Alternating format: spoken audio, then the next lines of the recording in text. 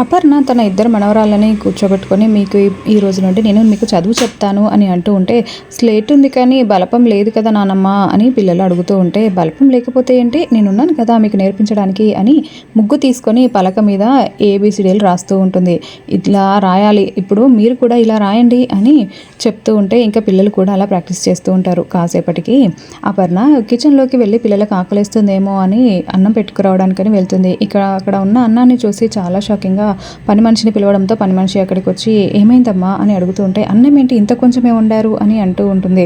ఇంకా అప్పుడే రేఖ వల్ల వదిన అక్కడికి వచ్చి ఏంటి గొడవ అని అంటూ ఉంటే, అన్నం ఏంటండి ఇంత తక్కువ ఉంది, మేము తినాలి కదా పిల్లలు కూడా ఉన్నారు అని అంటూ ఉంటే, ఏముంది మీరు నలుగురే కదా ఉన్నారు, ఇన్ని రోజులు పడి పడి బాగా తిన్నారు కదా, ఇప్పుడైనా కొంచెం డైట్ చేయండి సరిపోతుందిలేండి, అదే సర్దుకోండి, అంతకుమించి అన్నం ఉండదు, ఇక్కడ నుంచి మీకు పెట్టే అన్నం అంతే అని రేఖ చెప్పడంతో అపర్ణ చాలా బాధపడుతూ చూస్తూ ఉంటుంది.